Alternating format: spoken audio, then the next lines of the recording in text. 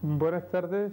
En nuestros programas habituales ya en Televico de los personajes de aquí de Aracena, de nuestra localidad, esta noche o esta tarde tenemos en nuestra pantalla, van a tener ustedes inmediatamente, al excelentísimo señor don José Francisco Rodríguez Núñez, muy conocido por todos ustedes y a quien familiarmente le podemos llamar Pepe Rodríguez. Buenas tardes, Pepe. Muy buenas, querido amigo. Estamos muy contentos de que hayas aceptado esta invitación de hacerte, no conocer, pero de atender nuestro ruego de quizás de meternos un poco en tu casa y en tu vida privada. Y yo creo que siempre es agradable dar a conocer a tus paisanos ciertas facetas de tu vida un poco desconocidas para muchos de nosotros. Yo te quería empezar a preguntar sobre tu infancia. ¿Tú naciste aquí en Aracena? Mira, yo nací en Aracena. Mis padres no eran de aquí, ninguno de los dos. Mi padre era oriundo de Navalmoral de la Mata, de la provincia de Cáceres, pueblo que por eso le tengo yo un gran cariño y consideración. Y mi madre era de Cortegana, de padres portugueses. Yo tuve la suerte de nacer aquí, en uno de los pueblos más bonitos de España, pero sobre todo una gracia especial de la providencia de nacer en el seno de una familia muy honrada, muy honesta, muy trabajadora y muy católica. Mi madre era una mujer súper excelente, una mujer que reunía todas las condiciones necesarias para ser un arquetipo de señora del Evangelio, de la Biblia, mejor dicho. Pero, ¿y en qué calle naciste tú? Yo nací en Lázaro Labrador 3, al lado de lo que es hoy la Caja Rural. Mi padre era un hombre muy buenísima persona, liberal, pero con mentalidad del final del 19 o principio del 20, donde tenían una manera especial de vivir. Entonces las mujeres no salían, se querían muchísimo, se adoraban muchísimo, se querían muchísimo, y yo allí aprendí muchísimas cosas. Aprendí muchísimas cosas de todo y por todo, y sobre todo mi madre tenía una auténtica obsesión por el amor, la gran católica, todo lo resolvía mediante el amor. Constantemente era un leitmotiv que nos servía a nosotros, y sobre todo a los mayores, de risa y de broma. En el momento que teníamos discusiones o peleas, venía mi mujer, mi madre, la pobrecita. Entonces mi casa era un arquetipo de la casa media del español medio, una casa, una familia de un estatus de clase media acomodada, acomodada hasta cierto punto, con todas las ventajas y los inconvenientes que tiene esta clase humana, esta familia, que es naturalmente el sostén de las naciones. ¿Y cómo se llamaban tus padres? Mi padre era Álvaro y mi madre Virginia. Y ¿dónde, o sea, tú como hemos dicho ya, tú naces en Aracena, ¿cuál fue tu primer maestro? Mira, el primer maestro, como te digo, en mi casa, mis padres que eran unas personas pues extraordinarias uno y otro. Pero ya digo, mi madre ya era excesivamente heroica. Mi primer maestro, como antes que te lo refería, ahora empezar a decir primero estos antecedentes familiares. Esta casa mía, pues ya yo nací el año 24, fui el mayor de 7 hermanos, no, el segundo, porque el primero murió antes que yo. Y perdón, ¿eran todos varones? Todos varones. Nos pasó lo mismo que en tu casa. Todos 7. varones. 7 varones. Y yo os digo que la situación económica de aquella época en España, pues era en plena dictadura, con era económicamente, pues yo lo veo por los regalos de Reyes. Se vivía con gran desahogo. Pero ya digo que fuimos 7 hermanos y llegamos a los años 30, a la decena de los 30 a los 40, cuando en España sufre esa cruel guerra civil y sobre todo los resultados del crash de Nueva York del año 29 que llegan a España en los años 30, en los años 32 o 33. Entonces, bajan por completo los ingresos de las casas. Una cosa parecida a la que puede pasar desgraciadamente ahora. Bajan, hay una crisis total y bajan los ingresos. Al bajar los ingresos a una casa tan numerosa, pues se nota. Entonces la pobre de mi madre se tenía que multiplicar. Pero viene la guerra, y viene luego el hambre, y viene luego la miseria, y viene luego la escasez. Con deciros que el pan que valía 30 céntimos, 70 céntimos el kilo de pan, se pone a 30 pesetas. Y los ingresos no solamente eran los mismos, sino que se redujeron. Este es el gran trauma de todas las familias españolas de aquel tiempo. Entonces tú te consideras como un arquetipo de la familia media de aquella época. La clase media auténtica. La clase media auténtica que tiene una apariencia. Hombre, mi padre pues tenía un puesto relativamente, y hombre, muy simpático, muy bien relacionado. Él era en el registro, también en el registro. Sí, era del sustituto del registro. Era muy bien relacionado y entonces, pues, como todas las clases medias, sabemos perfectamente que es que llegue el día 15 de cada mes y haya escasez de dinero. El 15 o el 10, o ya que la cosa se adelanta con tanto muchacho y tanta historia, y había un auténtico problema económico. Vamos ahora a indagar un poco sobre aquella parte tuya de la niñez. La guerra a ti no te toca, tú la guerra no me toca, verás, la guerra no me toca, pero que en mi casa es una casa muy politizada. Mi padre era hombre muy político, y nosotros, como ahora la gente, los muchachos disfrutan con el fútbol y con el as y con el tal, los amigos míos, concretamente Julio Nogales, el general Nogales, pues discutíamos y estábamos diciendo de que yo aprendí a leer en el ABC. En mi casa se recibía el ABC, el debate y el sol. Y yo aprendí el ABC. Y como se hablaba de eso, tenía una gran inquietud política. Como luego era el mayor de los hermanos, yo era el mayor de los hermanos, pues siempre es el mayor, porque tú lo ves por tu casa, el más chico, siempre con 50 años, el niño chico. Y en cambio el mayor con 10 o 12 años ya era el mayor con responsabilidad grave en la familia. Bueno, pues yo vivía toda esa, y estaba estudiando. El señor me dotó también de buenas facultades, evidentemente lo demás sería una falsa modestia, y yo estaba en el colegio de don Eduardo, que aprovecho la coyuntura para rendirle un gran homenaje a un hombre que hizo muchísimo por Aracena, muchísimo. Era un sacerdote ejemplar y virtuoso, que creó una escuela con la colaboración de varios señores magníficos. Don Ángel Nogales, el notario, que era licenciado en filosofía, dio su título para la apertura del colegio y daba clases.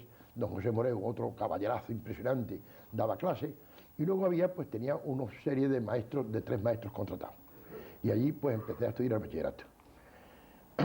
Y nos examinábamos en Fregenal de la Sierra, y en el Instituto de Fregenal de la Sierra. Luego vine aquí el Instituto de Segunda Enseñanza. Ya te digo, como toda esta politización, de cuando se llega, vivíamos las célebres 2 Españas de don Antonio Machado. Esas 2 Españas cainitas, donde una media España iba por la otra y la otra iba por una. Como decía luego don Miguel de Unamuno después, los unos contra los otros, y los unos los ponía don Miguel de Unamuno con H. los unos contra los otros. Y entonces vino aquí de director del instituto un hombre que era un pobrecito, don Simón García Zurdo me parece que era, un hombre pues anticlerical. Entonces se llevaba eso, anticlerical, ateo, decían que masón, en fin, una serie de cosas que nos parecía que era un demonio. Y seguimos en el colegio de don Eduardo. Y yo, con grandes ilusiones, sacaba mis cursos con brillantez y ya estamos en plena guerra civil, con todo lo que supuso, como tú me has preguntado antes, lo viví todo intensamente. Y tengo unos recuerdos, así como de las cosas recientes, he perdido la memoria, de entonces tengo todo lo que tú puedas dar de idea de lo que pasó entonces, que fue la época más ominosa de la historia de España, por supuesto, donde pues todas las pasiones estaban desatadas de tal manera que la vida de un hombre pues no suponía nada en absoluto. Por las dos partes, ¿sí? Aquí no vamos ahora a hacer una historia de maniqueos, de buenos y malos. Las dos partes estaban, las dos Españas, dispuestas a matarse una a otra, unos y otros. ¿Tú tienes recuerdo, aparte ya de esa época tuya que era ya mocedad, del recuerdo de tu niñez? Hombre, la niñez mía pasó muy agradable. Ya te digo que yo mido el bienestar de mi casa por los regalos de Reyes Magos. Pero en el comportamiento de los niños de antes y de los niños de ahora, ¿qué diferencia ves tú? Bueno, no había ninguna diferencia, había unas diferencias, pocas diferencias. Había, eso sí, que gracias a Dios eso se ha cortado. Eso radicalmente la historia lo ha superado, que era la división por clases. Eso era una cosa que realmente yo, gracias a Dios, he tenido una gran sensibilidad social de toda mi vida, pero ya digo, mamada en las ubres de mi madre, que era una mujer espléndida, y con decirte que en el colegio de las monjitas, cuando hacíamos santas mujeres, muy buenísimas, pero cuando hacíamos la primaria, había dos entradas. Una entrada para los niños bien y otra entrada para los niños de Santa Teresa, que precisamente eran los dueños del colegio, porque la institución que crearon aquí los marqueses de Aracena y la familia de Martín Carne era precisamente para ellos. Entraban y los uniformes eran totalmente variados, e incluso hasta en la iglesia había una gran división de unos a otros. Esa era. Pero luego en cuestiones, los juegos como ahora, como los niños, no se gozaban de las ventajas, de los mimos que ahora tiene cualquier casa. Todo era más modesto, todo, pues las comidas, yo siempre lo digo a la gente para que ahora cuando tanta se presume de consumismo y de ser y de estar en casa de mis padres, toda la vida del mundo, toda la vida, todos los días del año, se comía cocido, todos los días del año, domingos incluidos, menos los fines de Cuaresma que se ponía potaje. Y entonces todo en esas casas estaba pesado y medido. Yo tengo todavía algunos recuerdos, por ejemplo, me pasan con las tortas de Castilleja o con las galletas Chiquelín, que yo muchas veces, cuando las tengo aquí o las veo, las tengo siempre, las añoro, porque es que el día que tocaba una torta de Castilleja de merienda en una casa, por lo menos la mía, era un día muy grande, de repicar las campanas, y yo miraba el paquete y decía, Dios mío, si yo me pudiera comer, coño, si yo me pudiera comer 10, y no te daban más que una. Y ahora que me puedo comer 10, pues, vamos, resulta que con media me basta. Tú estando moceado, cuando te moceabas, estabas un día, me imagino ya que de conquistas por el castillo, y sé que te habías caído del castillo. Yo siempre y te habías hecho una herida muy grave. Yo siempre he querido, ahí empezó con 18 años. Ahí empezó, ya te digo que nosotros, por virtud de la guerra, otra de las cosas que trajo, las secuelas propias de la guerra, es uno de los caballos del Apocalipsis, que Dios se la lleve por donde no haga daño y que se termine de una vez por todas allá en el mundo entero. Pues resulta que una de las cosas que trajo es una gran relajación moral a todos los niveles. Eso se une a los que teníamos un temperamento pues fogoso. Yo lo he tenido siempre, también desgraciadamente llega ya un tiempo en que la fogosidad pues se desaparece. Pues sí, me gustaban las faldas con delirio. Era una cosa que no lo podía remediar. Y ahí, con esas cosas de conquistas y de historias y de tal, pues di un porrazo de tal magnitud, vamos, que estuvo a la muerte. Primero me rompí la mandíbula, que también fue otro objeto de haber llevado la ruina a mi casa, que luego la compensé. Figura tú que en aquellos tiempos la operación de la boca costó 8.000 pesetas. 8.000 pesetas costó. 8.000 pesetas en el año 18, 42 o 41 eran muchas pesetas, eran a lo mejor los ingresos anuales. Y eso ocurrió, por ejemplo, me parece que en el mes de marzo, por ahí, pero de resultas de eso, a los 2 o 3 meses, se me produjo un acceso perirrenal en la región lumbar derecha. Estuve a la muerte y estuve 4 meses. ¿Y perdiste muchos kilos? ¿Te quedaste en 20 y tantos kilos? En los huesos, 4 meses en la clínica, una clínica particular, entonces era una clínica muy particular, y a mi padre le costó 5.000 duros. De modo que 25 y 8, 33, pues el 33 era lo que ganaba un hombre coño en 20 años. Figúrate tú qué serie de tragedias sobrevenidas. Recuerdo siempre, con una gran satisfacción y al mismo tiempo pena, cuando hubo un día en que ya, pues, en casa yo tomaba parte activa, nada más, en el consejo familiar, como mayor, ya decidieron, el pobre de mi padre, pues sacar las 4 joyas que había en casa, entre ellos un reloj de oro bastante bueno, que lo tengo ahí, las 4 cosas que había en una clase media, porque eso que en las clases medias, eso de las joyas y eso no es como ahora, que todo el mundo tiene, en fin, una pulsera de pedida de mi madre, lo otro, 2 monedas de oro, 3, y el hombre salió a venderlas, porque ya no podía, que la cosa luego, en fin, se resolvió perfectamente. Bueno, pues te iba diciendo eso. En ese ambiente, bueno, pero es que me gusta más decirte lo anterior. Sí, sí. Bueno, sí, ya tenemos esto ya un poco más. Que saliste de apuro. Caí y estuve, ya te digo, y arruiné mi casa por completo. Y yo, gracias a Dios, yo empecé cuando esto se descubre, porque es que además hubo la dificultad. Todavía no estaba la medicina como ahora, y sobre todo la analítica. Y la fórmula leucocidaria que me hacían, se equivocaban. Y entonces ya llegué a expectorar el pus por la boca. Ya me salía de aquí, que me sacaron 2 o 3 litros, ya salía a través de la pleura y lo echaba, y por ahí se reventaría en el estómago, yo no sé, coño, lo echaba por la boca clara. Y cuando llegué, pues era en los huesecitos pelados, que luego creyeron que había quedado tuberculoso. Yo también lo creí, y aquí estoy. Pero en fin, quiero decirte que esto vendrá después, estando en esta materia de que te estoy diciendo, con muchas ilusiones de estudio, con todos los amigos, porque es otra cosa.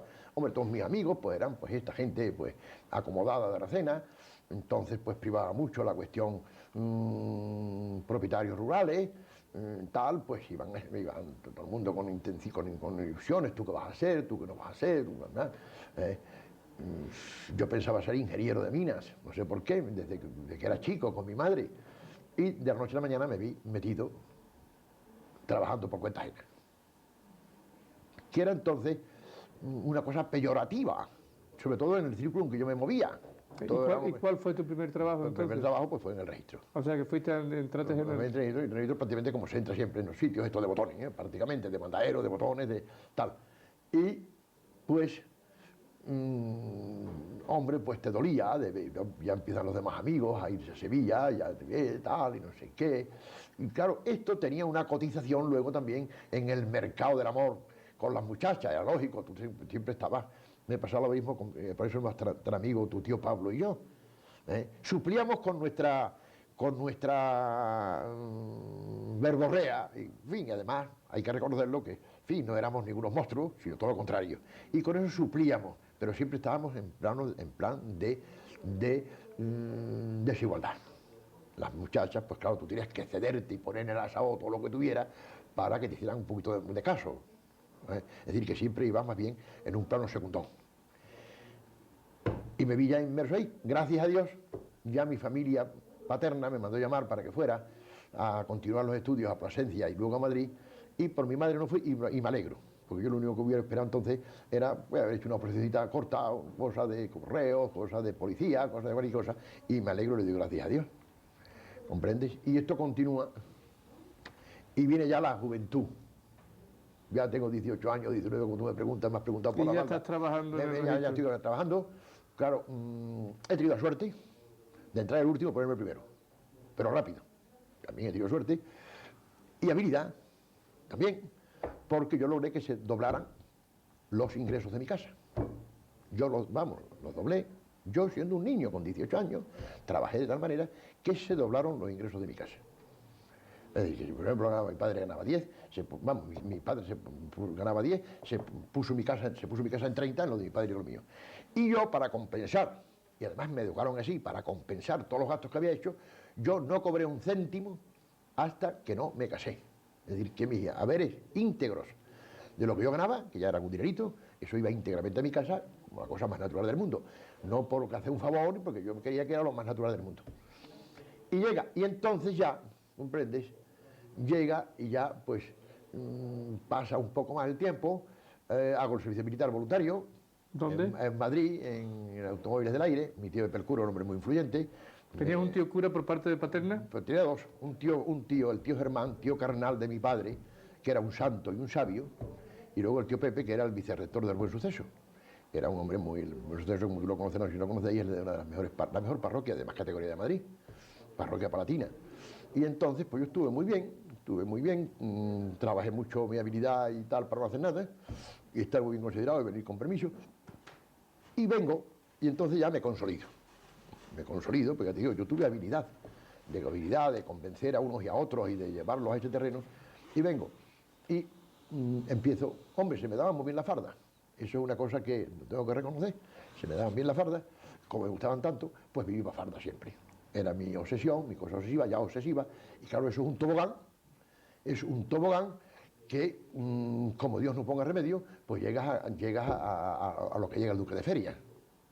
Bueno, ¿y cuándo te casas? ¿En qué año te casas? Verás, yo nunca pensé casarme, porque yo veía como mis hijos se casan, como mis amigos se casaban, que le ponían la casa, que le ponían los muebles, y yo sabía que a mí no me lo podían poner.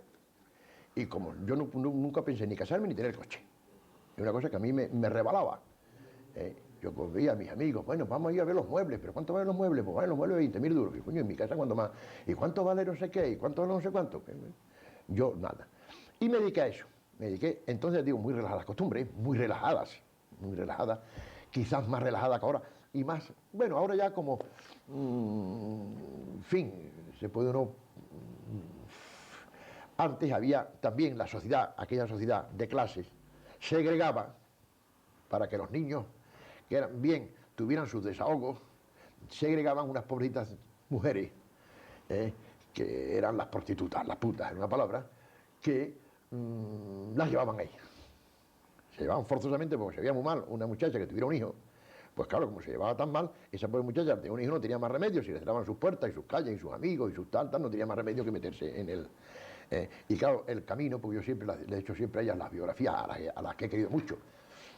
Y es curioso que todos los días, diariamente, pido por 8 o 10, todos los días ante al Señor le pido por ellas, vivas o muertas, y en fin, eran gente muy buena, pero claro, un ambiente, pues fíjate tú, un ambiente de auténtica... Ah, bueno, te digo eso, se negaba a esa sociedad para defender a las suyas de los ataques de la carne, ponían a los varones, esa carne de pobrecitas ahí a su disposición.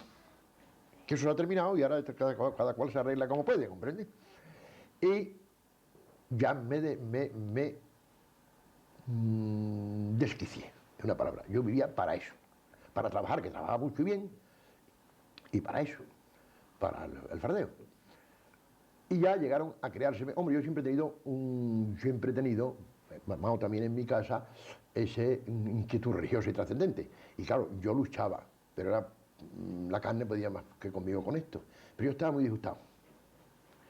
Y hay un episodio en mi vida, providencial, que la marca. En los funerales de Pío XII, hace eso ahora no menos cerca de 40 años, no tanto, pero vamos, 35, 36. Sí, 35 años.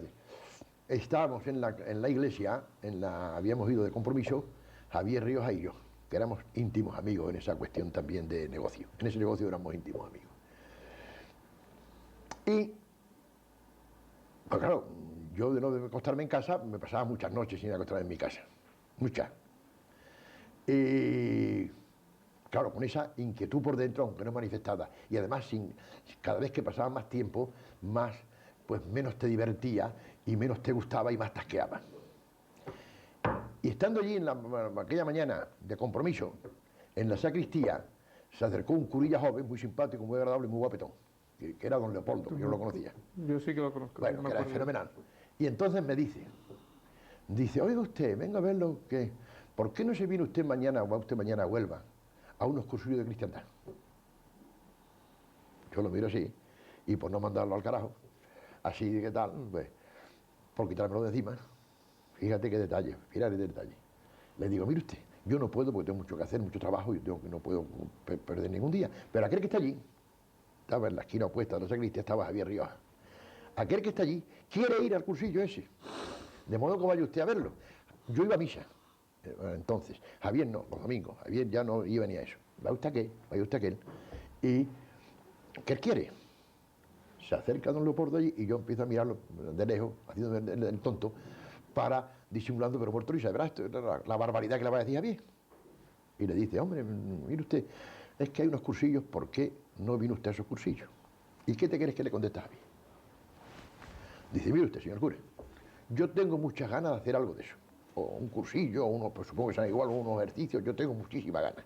De modo que reserve usted dos plazas. Una para mí y otra para aquel que está allí. Que no sabía que le habían dado. Una para mí y una para aquel que está allí. Y fuimos al cursillo. Cuando llegamos a Huelva, llegamos allí a la casa, antes de llegar a la casa de ejercicio, vi el personal y digo, vámonos, porque estos tíos que nos van a decir nosotros, los 4 niños muy atildados, que nos van a decir, coño, vámonos de aquí al carajo, hombre. Y dice, Javier, hombre, no, vamos a estar por lo menos esta noche y mañana nos vamos. Y el cursillo de cristiandad empieza con un vía crucis, se entra allí ya internado en un vía crucis, y yo en el vía crucis ese, en los primeros estaciones del vía crucis, caí redondo, ¿comprende? Ya no nos hablamos Javier y yo durante el tiempo, yo no sabía cómo iba él, pero yo caí redondo, oye, y me convertí de tal manera que cambió por completo mi vida, y entonces pues empecé a inventar, y yo pensé, digo, yo lo que tengo es que casarme, y crear un hogar y una mujer que me guste, ¿no? Yo luego he sido también muy delicado para las mujeres, a pesar de que me gustaban, pero luego muy delicado. Yo he tenido unas novias, he tenido 3 novias, además de mi mujer. 2, 1, 2, 3, además de mi mujer, en ese periodo, en ese corto periodo de tiempo. Por cierto, muy ricas, muy riquísimas todas y tal. Y a los 3 días de tratarla, a los 4 o los 5 días de tratarla, me daba cuenta de que yo no podía ser, y lo cortaba. Y resulta que a mí mi mujer me gustaba desde chiquinina. Yo la veía andar por ahí, yo le llevo 15 años, y la veía andar por ahí cuando iba al colegio. Vamos, no le decía nada porque era a distancia de tal, pero coño, me entraba una alegría cuando la veía. Y luego también, de una manera providencial, porque claro, yo no podía hablar con ella. ¿No comprendes? Porque claro, una muchacha, por ejemplo, con 7 años y te conoce a ti, con 22, pues como si fuera su abuelo, no te habla, ni no podías hablar. Pero mira por dónde era la biblioteca y empezamos a hablar, y no sé qué, no sé cuánto. Y me acuerdo que fuimos cuando se mató aquel venado, le dije yo allí de broma, digo, ¿por qué no le pides a tu madre un trozo de carne que nos lo prepare casa? Y vamos a comernos a casa con la lancha y unas cuantas allí, que la lancha también intervino. Fuimos, y también vino Javier. Y yo estaba con ella encantado. Yo me hacía una gracia, me hacía una alegría, me hacía una gracia. Me hacía, no sé qué coño, parecía otro. Y yo me acuerdo cuando las dejamos, me decía Javier, ten cuidado por lo que más quieras en el mundo. No vayas a dar un escándalo. Mira que esta es una niña muy joven, que el padre es un amigo mío y yo te conozco. No vayas a dar un escándalo. No vayas a hacer. Coño, que me puso loco. De tan loco que me casé. Oye, y me ha venido la lotería. Sí, que es verdad, ¿no? Me ha dado 6 hijos. Bueno, me ha dado 6 hijos, o quizás otro más que se fue, pero sobre todo que tuve las virtudes de mi madre, pues resulta que se han reiterado. Mi mujer es una auténtica santa, de los pies hasta la cabeza. Mi mujer empieza a trabajar al ser de día, y lo mismo pueden dar las 4 de la mañana, que no se cansa, y sobre todo tiene un delirio por sus hijos, por su marido también, pero más por sus hijos. ¿entiendes? Es una gran cocinera, una gran repostera, una gran cortadora, una gran tal. Y Y esto de las flores, todas esas macetas que tú ves ahí de todo eso, tal, y todo el jardín, es obra personal suya. Y lo mismo con un saco de 50 kilos hecho al hombro. Eso no Y es... es también una gran madre, según Hombre, una tengo gran entendido. madre, y hombre, aquí estamos en la gloria, hombre, aquí estamos en la gloria. Y tiene tú, familiarmente, en tu casa, estás muy satisfecho porque tienes también 3 hijos ya abogados. Tres hijos abogados, tengo uno que estaba a terminar ingeniero, bueno, pero eso, sí, eso está, no, y no, me han seguido buena gente. Yo no digo mi concepto de los niños, porque claro, lo va a oír mucha gente y es una falta muy gorda, lo que yo digo que son los niños. Ahí sentado se lo dije al obispo de Huelva, a don José María Liguera, que era un santo, se lo dije, lo que eran los niños, para mí, los niños son buenos y malos. Los buenos, partiendo de la base que de los buenos y los malos, las madres son todas unas santas.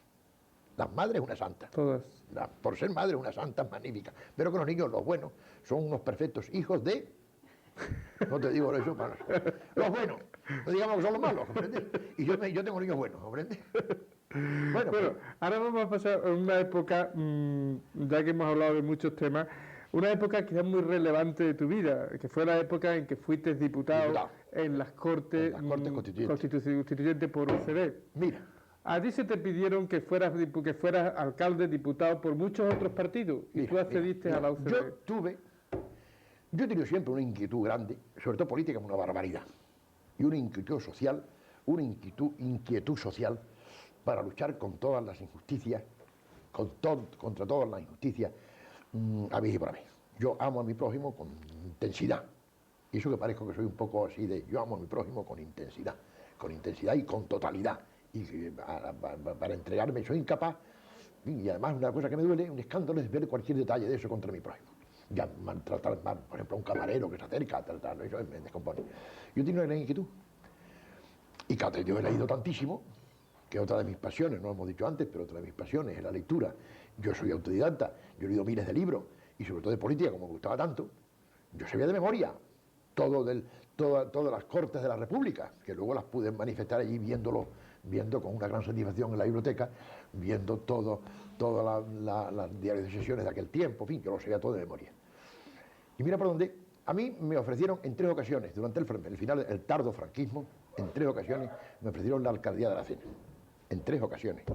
La primera cuando se murió Daniel, y luego 2 veces más vinieron aquí a mi casa a ofrecérmela, y no la quise. Yo, hombre, discuto mucho con mis amigos cuando me dicen, yo no soy hombre de derechas, en lo que se entiende la derecha auténtica, derecha tradicional española, ¿comprendes? Estoy en mi fuero interno más cercano a un centro izquierda, que es donde yo estuve, porque la revolución que hizo UCD no se ha hecho en España nunca, entre ellos en lo profundo, en lo fiscal, en lo otro. Y yo, Franco, la verdad, pues no es para mí ni el demonio del mediodía, ese que se comía, y desde luego el hombre tiene ese baldón, que fue el que más penas de muerte habrá firmado en la vida, pero fueron también productos del tiempo, que tampoco se puede sojuzgar con tiempos actuales. Aquello fue una cosa especial, que Dios quiera que no se repita. Pero yo a partir de los 22 o 23 años ya empezó a hacerse irrespirable ese régimen. Era una cosa que ya no lo podía, que tal. Es decir, yo quitaba la radio ya cuando salía y hablaba español, que por eso son todas mis simpatías por el rey Don Juan. Gracias a él estamos como estamos, que ha muerto. Gracias a él. Y pues claro, me ofrecieron 3 veces y no quise. No quise aceptar. Viene Franco se muere, y fíjate tú, con lo que a mí me gusta eso, pues yo estoy un día en mi casa, tranquilamente, y me llaman por teléfono del AP de Huelva. Yo había pertenecido ya en vida de Franco, y era número 1 de los primeros números de la Asociación de Cuadernos para Diálogo, que fue donde se creó toda la oposición, dijéramos así, no marxista. Están todos los que están ahora, entre ellos, pues Pérez Barba, que es uno de ellos, de la cuadra Salcedo, el ministro, también eran todos demócratas cristianos entonces.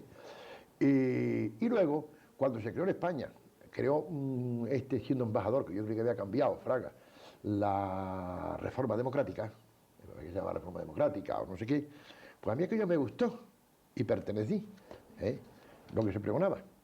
Pero luego cuando vi que aquello era igual, pues dejé. Y estando un día en mi casa tranquilamente me llaman por teléfono y me dicen que es de AP de Huelva y que me ofrecen que vaya a la candidatura de AP. Que vaya a la candidatura de AP, le digo que muchas gracias, que en fin, que no lo agradezco mucho, pero que yo no tengo ese tal.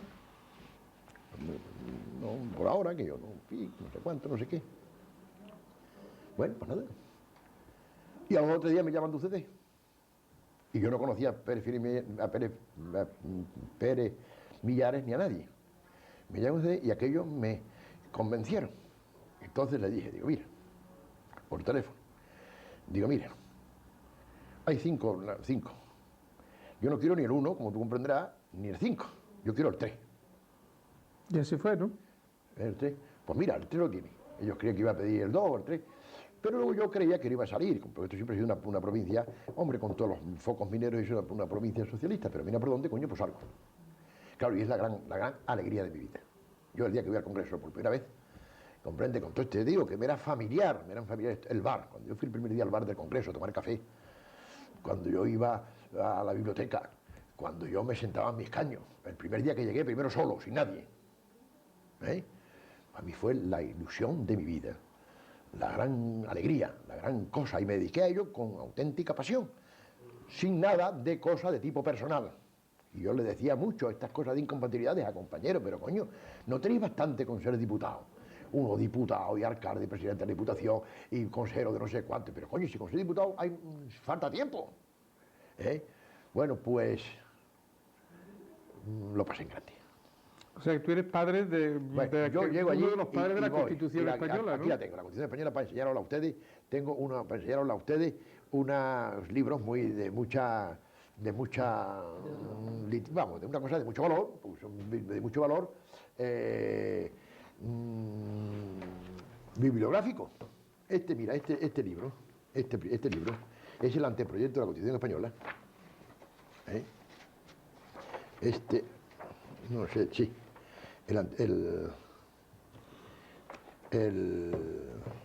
Bueno, pues este proyecto tiene la originalidad que hay 1000 ejemplares, numerados.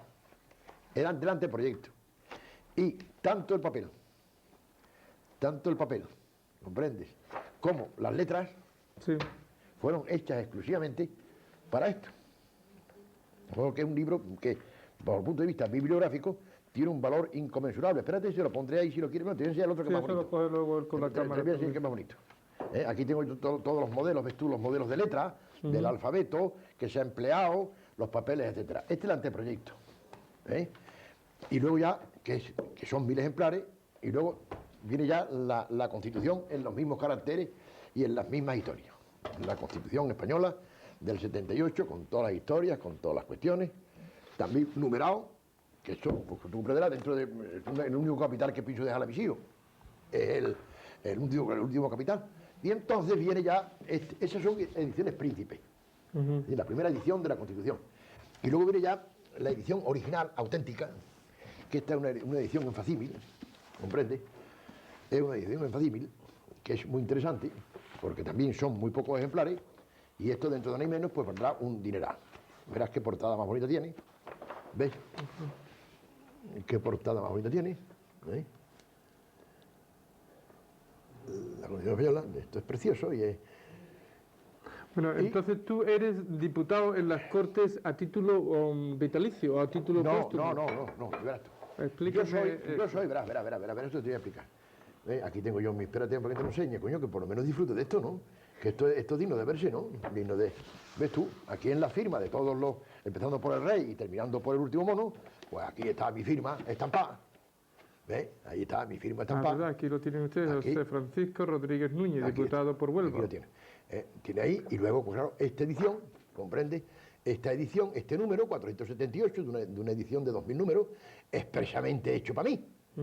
Para hacer bueno, pues mira, esta Constitución, que yo trabajé, porque luego lo que pasa es que, claro, esto de los políticos es una cosa muy peyorativa, lo que se habla de los políticos, lo que hacen y lo que no hacen y tal. Los políticos trabajan mucho, pero claro, luego se ve la televisión y claro, los plenos, todo eso que televisa, eso es como una película en que se ha firmado, que tú has firmado, que tú la has vivido entera y que tú sabes el principio, el fin y todo. No tienes interés. Tú ya sabes cuando llega el pleno qué va a pasar. ¿Qué vas a decir tú? ¿Qué va a decir el otro? Vamos, vas a saber si vas a ganar o vas a perder. Entonces, pues claro, es una cosa más bien para conocimiento. Y hombre, estás ahí y te duermes un poco porque te has levantado a las 6, pues coño, pero luego trabajas. Luego ahí trabajas 12 y 14 horas en todas estas discusiones y en todas estas cosas. Y viene la Constitución española, que es lo que yo te quiero decir. Y yo tengo la gran satisfacción, y me muero con esa gran tranquilidad, de haber conseguido, de haber intervenido en eso. Primero, en la abolición de la pena de muerte. Aquí está abolida la pena de muerte. Bueno, y en España no estaba abolida antes de la Constitución. Estaba vigente la pena de muerte. Está abolida únicamente en tiempos de guerra, que también hay que abolirla. En tiempos de guerra, en unos momentos, hombre, también en unos momentos cruciales de guerra. Esto, y sobre todo, una cosa que la gente le da muy poca importancia, y también habla mal de eso, y peyorativamente, es de la presunción de inocencia. Es decir, que todo el mundo es, presuntamente, todo el mundo es inocente, y hay que tratarlo como tal, hasta que un tribunal competente no diga lo contrario. ¿Y eso se lleva a la práctica? Hombre, claro que se lleva a la práctica. Se lleva a la práctica, pero a la gente no le guste. La gente no quiere, la gente... Por ejemplo, mira, el crimen más horrendo que ha habido ahora por estos tiempos tal, es el crimen del terrorismo, evidentemente. Crimen horrendo, crimen totalmente... Pero mire usted, hasta que un tribunal no condene a ese... Primero que hay que quererlo porque resulta que es hermano tuyo. Evidentemente es hermano tuyo, aunque descarriado, hay que quererlo. Lo que decía doña Concepción Arenal. Odia al delito y compadece al delincuente. Hay que quererlo. Pero hasta que no lo diga un tribunal, porque ese hombre a lo mejor no ha podido ser. Ese hombre a lo mejor ha podido estar drogado y le han podido drogar para que haga eso, este hombre tal, que el tribunal se encargue. Y mientras tanto, tratado como... Porque claro, en las dictaduras, todo el mundo es culpable mientras que no demuestre lo contrario. Y ya en una cosa democrática, la presión de... Pero te digo otra cosa, en esto de los terroristas o cualquier crimen horrendo, yo no, además de pensar en el pobre desgraciado pienso en sus padres y en sus hermanos. Figúrate tú cómo estarán los padres y los hermanos de ese de Alcácer, pobre desgraciado, es un loco perdido. ¿Cómo estarán? Qué disgusto, qué pena, qué tragedia, qué cosa, qué dolores. Sí. Bueno, Pepe, para ti esa época tuya en Madrid de diputado de las Cortes, esa para ti ha sido, como tú ya has dicho, una de las épocas más bonitas de tu vida. ¿Qué diferencia ves tú ahora entre la política de antes, de esa cuando empezaba, y la de ahora? Mira, yo, como tú comprenderás, pues me pasa lo mismo que actualmente. Yo ni creo que los socialistas en estos 10 años han hecho lo que dicen ellos que han hecho, ni tampoco que todo lo han hecho mal. Se han hecho cosas buenas y se han hecho cosas malas, y la historia lo juzgará, que esa es la gran ventaja que tiene la democracia. Se han hecho cosas buenas en todos los colectivos humanos, porque no hay cosa más infeliz y más proclive al mal que los hombres. Los hombres por el pecado original vamos hacia el mal. Claro, esto es lo que ocurre. Naturalmente, todo este follón que hay armado ahora mismo de corrupción trae su origen en la financiación ilegal de los partidos políticos. Tú comprenderás que en el momento que tú empieces a recaudar por un partido, es una cosa horrenda, porque levantas la veda para que todos los que andan alrededor recauden para su bolsillo. ¿No comprendes? Si a mí me encargan ahora mismo que yo recaude para mi partido, aquí en Aracena, y vaya a ver a los industriales a pedirle X y tal y que cual, pues naturalmente del 50% por lo menos, del 50% para arriba me encargo yo de guardármelo para mis hijos, ¿no? Porque claro, yo no soy un santo. Yo te digo, no creo, pues, igual. Ahora quizás estos llegaron con más furia, llegaron de la oposición, llegaron con más furia. Yo me río mucho cuando se quejan de cómo trata de... Yo no te digo que no soy hombre de derecha, ni tampoco soy hombre de izquierda, yo soy hombre de centro-izquierda.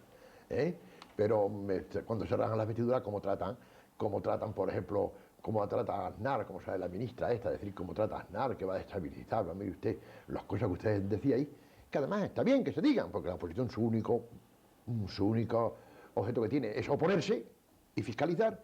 Las cosas que ustedes decían eran mucho más gordas y eran mucho más... Pero vamos, luego lo mismo. Y yo tengo mucha fe en la democracia y yo tengo muchísima fe que esto va a irse corrigiendo y va a ir corriendo paulatinamente y vamos a vivir mucho mejor. Tú tengo entendido que tenías mucha amistad con el Duque de Suárez, hoy llamado ya Duque. que entrabas en su despacho, te Sí. sentabas con él en su mesa, No, fumabas sí, tus entraba allí, cigarros. tanto. El primer paquete que yo vi de los ducados internacionales, esos azules, decían que se los daban a él, efectivamente se los regalaban, pues el primer paquete me lo dio él, que era el primer día que yo llegué a la Zarzuela digo, a la Moncloa, lo mismo que a la Zarzuela y al Palacio Real, la primera vez que yo llegué allí a ver a Suárez, pues coño, es que una cosa que te llena de satisfacción, te llena de alegría. Y claro, Suárez era la simpatía personificada. Suárez, de llegar a un sitio, arrastraba de malilla y se hacía... me acuerdo que me dice, mira, ahí está la sala de Consejo de Ministros. Íbamos 3 o 4.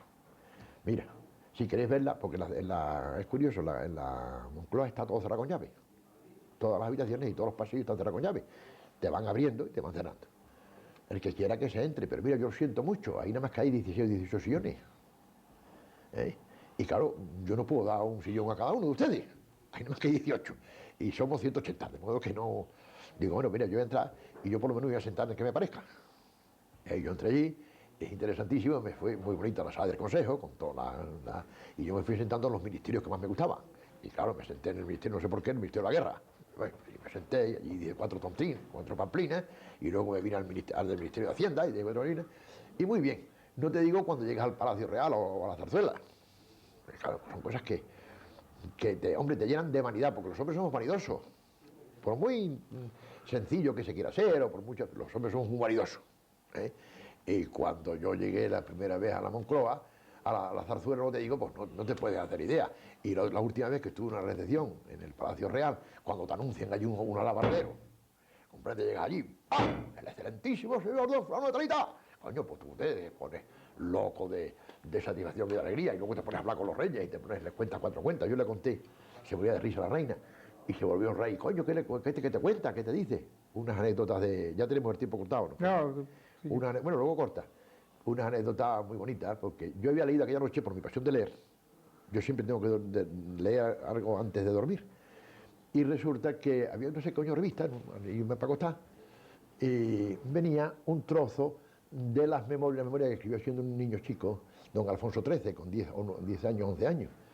Y me hizo muchas gracias, que ponía, por ejemplo, hoy día 18 de agosto. Me levanto a las 6, doy clase de equitación hasta las 7, a las 7 desayuno y hasta las 8 clase de álgebra, a las 9 clase de gramática, a las 10 clase a las 11 capilla real, con 2 grandes interrogaciones. ¡Qué latazo! ¡Qué pesadez!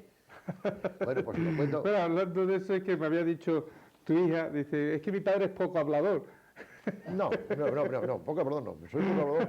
No, ella se refiere a que dicen que en casa hablo poco. ¿Que eres poco comunicativo? No, mira, yo hablo con mi mujer. Dice también mi mujer que como estoy leyendo siempre, claro, que hablo poco. Yo lo que me parece es que en las casas, y en general en todos lados, pero vamos, en esas casas se debe de hablar poco. En las casas hay que educar a la gente por medio de ejemplos. Ese tipo de todos los días un discurso y un rollo y un sermón y una cosa, y luego un sinvergüenza, y luego le pega a la mujer, y luego no le da dinero, se lo gasta él, y luego tú comprenderás que eso es farídico, ¿no? Que vean cómo se quieren y cómo se actúa y cómo se vive y cómo yo hablo. Bueno, cuando me pongo a hablar ya no hay quien me corte. Bueno, pues yo voy a tener que empezar a cortarte pronto. Otra de las cosas que de tu hobby, creo que eres buen caminador, que te gusta caminar mucho. Mucho. ¿No? El campo, yo soy enamorado de la naturaleza, a más no poder, y no soy ecologista. Ajá. A mí me parecen los ecologistas coñazos, esos de usilla. Yo voy por el campo, me gusta, y el campo al servicio del hombre. El campo al servicio del hombre. Pero cuando se abusa... Bueno, cuando se abusa, bueno, por eso digo, una defensa a ultranza, pero es que tú comprenderás que no pueden intentar Europa convertir la provincia de Huelva en Kenia. Tú verás que en Kenia están las reservas de todos los animales del mundo, en Kenia, pero la gente de Kenia se muere de hambre. Tú comprenderás que en Huelva tenemos la Doñana, que es cojonudo, pero Doñana gravita sobre las espaldas de todos los agricultores y ganaderos de los alrededores, que se comen sus trigos, y que los holandeses, el príncipe Bernardo, que es hombre tan ecologista, pues resulta que todas las marismas de Holanda las desecaron y las pusieron en cultivo y echaron a las grullas para abajo. Y los franceses y los ingleses. A mí, defender la naturaleza, bien.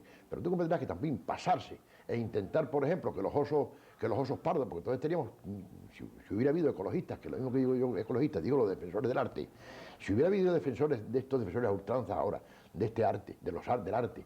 Y ecologistas, pues España estaría llena de osos pardos y de mamut. Y no podríamos comer ninguno. Lo mismo que pasa con el arte. Mire usted, mire usted. El arte tiene que hacerse, el arte de cada tiempo, un arte digno. Pero claro, si hubiera habido en el año 1000 ya estos partidarios de tal, no podía haber llegado el gótico a España, porque estaba el románico y quien tocaba una cosa románica por una gótica. Sí, sí. Uno le da paso al otro. No le da y se da.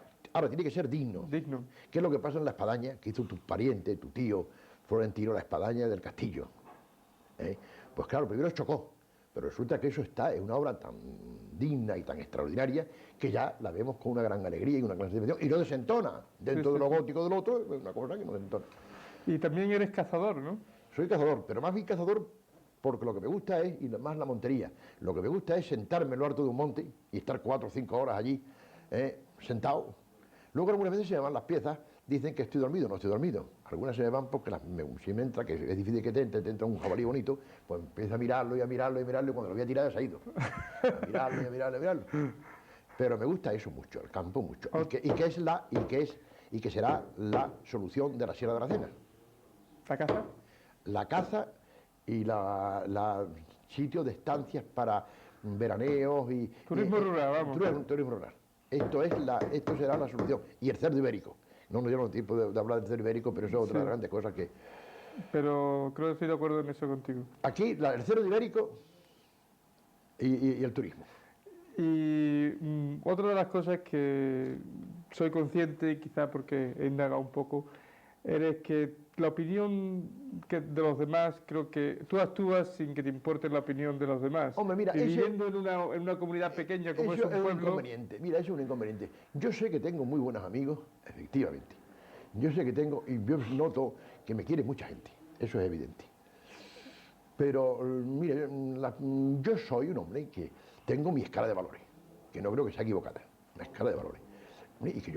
Y soy analítico. A mí una de las cosas que más me gusta es sentarme en la puerta de una terraza para ver pasar a la gente. Y veo pasar a la gente que las quiero, por supuesto, que no es para como cosas así de... y veo, este hombre más triste, coño, qué problema tendrá, pobrecito, por lo mejor tiene una hija mala, a lo mejor tiene otro, a lo mejor el pobre tiene una desgracia económica, tal. Pero luego yo, mi manera de hablar, tengo una mi manera de ser. Todo esto que van como las hojas del vendaval, con las ollas modas. Mira, yo siempre me echo la chaqueta y los traje iguales, desde que tengo uso de razón. Y ya está. Y a mí me gusta esto, y me gusta lo otro, y me gusta... Y luego el pan y el vino. Sí. Queriendo mucho a la gente, pero claro, luego también si quiere mucho a la gente y dice cualquier cosa inconveniente, procurando no herir, pues la gente se hiere. Y si tienes una personalidad así muy definida, como por lo general hay mucha masa, pues choca. Choca y molesta. Menos mal que dicen que son las cosas de Pedro Rodríguez antes que te vayas y no te dan. Pero vamos, también muchas veces pues yo también observo que así como tengo muy buenos amigos en todos lados y buena gente que me quiere, luego también hay gente que les repelo hasta la saciedad, que me ven y se ponen malos. También lo veo, lo observo. Hay gente que me ve. Pero eso no crees tú que quizá un poco, porque tú eres consciente de, perdona que te lo digas, de que a lo mejor un poco, tienes un poco la fama, no la fama, pero de que se dice que eres un poco excéntrico de tu forma de decir. Pero sí, permíteme, soy excéntrico, permíteme, voy a una cosa a decir. Los trajes míos son desde que tuve uso de razón los mismos, el mismo, y todo por el estilo. Mira, mi suegra, la madre de mi mujer, era otra de las mujeres más inteligentes que yo he conocido en mi vida, otra mujer súper inteligente. Y cuando yo empecé a hablar con la niña, pues claro, nos faltaban las familiares, los parientes que fueron a ver a decirle, pero hija, tú estás loca, pero este hombre es un tío loco, un tío viejo y loco y vicioso. ¿Cómo vas a consentir semejante cosa?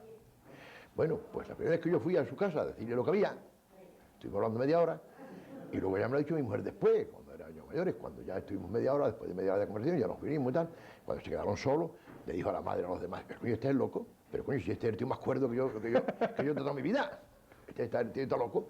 Hombre, lo que pasa es que, mira, ¿qué te digo? Una cosa que le digo muchas veces a la gente, mira, ¿qué te digo? Hablar. Lo primero que tiene que hacer un individuo es saber hablar. Y para saber hablar tiene que tener un nivel cultural elevado, eso es evidente. Ahora, una vez que sepa hablar y que tenga un nivel cultural, se puede permitir luego muchas cosas según el ambiente en que esté. Según el ambiente, hombre, si estás con un académico de la lengua, pues procurarás hablar muy bien, pero si estás en otros ambientes distendidos y tal, pues entonces vienen tacos, palabrotas, que quizás yo me ceda. Segundo, por ejemplo, comer. se lo digo mucho a mis hijos, comer. Bueno, lo que tiene que hacer un individuo que esté en el mundo es saber comer. Saber comer, saber sentarse, saber coger los cubiertos, saber trinchar la carne, saber... Eso tiene que ser. Ahora, una vez que lo sepa, lo que se puede permitir muchas libertades, y no habrá cosa más ridícula que vea un tío comer con todas las reglas del arte, coño, un tío comer con los brazos así puestos y aquí una cuchara y aquí tal y no sé qué, y no sé, una cosa ridícula, entendido, y si es necesario, pues lo coge con la mano. Yo abuso de eso, pero abuso en todos lados. Yo si puedo coger una cosa con la mano, hombre, una cosa que sea, porque esa es otra, no una cosa que te vaya a manchar y que vaya, una cosa que puedes coger con la mano, la cojo con la mano, y punto. A mí no se me puede coger una aceituna, ni me coge tal, ni un poco de pollo, hombre, si ya un poco más confiado en una sardina, igual, con una sardina, no se me ocurren esas cosas aunque esté con el rey. Una naranja, pues se ponen los tíos algunos a partir la naranja, a pelar la naranja, que yo la sé pelar, ¿entendés? Pero te cuesta un trabajo ímprobo, o una pera, chin, coño, pues coges tu naranja, la pela, sin grosería. Por eso digo que eso, y esas cosas son las que a la gente les chocan. Le choca a las personas, porque te digo una cosa, yo tengo amigos íntimos amigos de toda la vida, y no he tenido jamás, coño, con Pablo, yo nos vio por Huelva, coño, se le metió en la pelota que fuéramos a comer, y fuimos con mi mujer y la mujer suya, y el hombre, pues, una amistad estrechísima de toda la vida, y nunca hemos tenido nada en absoluto. Pero luego hay otras personas, a lo mejor, que puede interpretar malo. Luego tiene uno un ramalazo de humor sajón, que algunas veces, pues claro, si no te conocen, dice, o bien que este tío es tonto, este tío es un tonto de remate, ¿comprendes?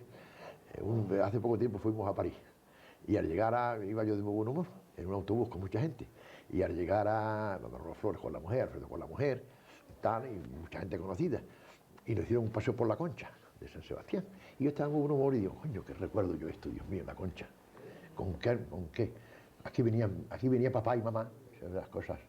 Papá y mamá, siendo pequeñitos, venían a veranear aquí, porque los abuelos míos, Dios diciendo a todos, eran íntimos amigos de sus majestades, y como sus majestades vivían aquí, y venía el tío Rogelio. Usted no conociste al tío Rogelio, mío era el que era el encargado de la luz de aquí, un hombre gordo, un gordiflón. El tío Rogelio jugaba ahí con el príncipe Don Juan, y el tío Venancio, que estuvo de guarda en la gruta, vivían, y aquí yo recuerdo, nos mandaba el rey al duque de Miranda a recogernos para que fuéramos allí. Yo recuerdo en mi más tierna infancia, y comíamos y tal. Bueno, pues claro, eso, el que no tenga un poco de sentido del humor, dice, este tío es un tío cachondo, y no sabe que estamos riéndonos, ¿no? Este es un tío cacho, este es un tío tonto, mirá qué coño decía el pobre tío Rogelio, coño, con su alicates aquí metido de allí. Y dice muchas cosas, pero tengo eso. Y también tengo esa ventaja, como son cosas de Pepe Rodríguez, pues también tienes muchas veces, porque yo he tenido la tremenda suerte que nunca me han arreado. Esa suerte la he tenido. Me he visto entre las paredes de la pared muchas veces, pero he tenido la habilidad de esquivarla, ¿no? De esquivarla. Pepe, una última pregunta ya. Su excelencia o sus majestades, los condes de Barcelona, ¿eran padrinos tuyos? Eran padrinos míos de boda. Ahí ahora os enseñaré fueron padrinos míos, que no era de buen gusto.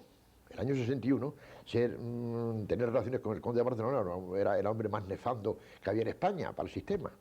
Y yo tuve mucho interés, y luego he hablado yo con él, y sobre todo con la reina madre, he hablado yo de Aracena. Es curioso, porque de la única persona que se recordaba de Aracena, la reina madre veraneaba aquí varias veces, era hija del infante. Y era muy curioso porque la única persona que me preguntó y se acordaba era de Juan Emilio Franco. De Franco tenía, coño, el tío de Maximiliano y eso, que tienen ahí un... Es verdad, tenían una tienda. Bueno, pues nada, hijo. Bueno, entonces, Pepe, otra quizás ya para cerrar, tú ya se ha podido notar a través de esta charla que eres católico practicante. Católico practicante a macho martillo. Eso, bueno, actualmente, gracias a Dios, vivo de la fe. Actualmente, yo vivo de la fe.